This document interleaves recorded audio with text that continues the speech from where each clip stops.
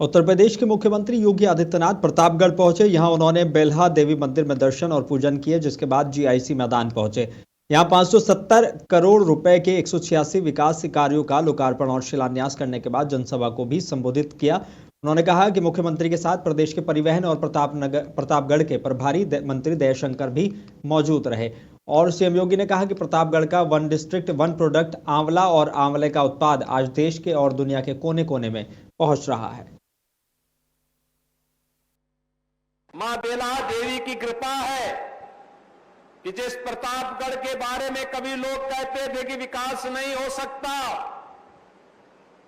उस प्रतापगढ़ में one district one product में आंवला और आंवला का उत्पाद आज देश और दुनिया के कोने कोने में पहुंच रहा है।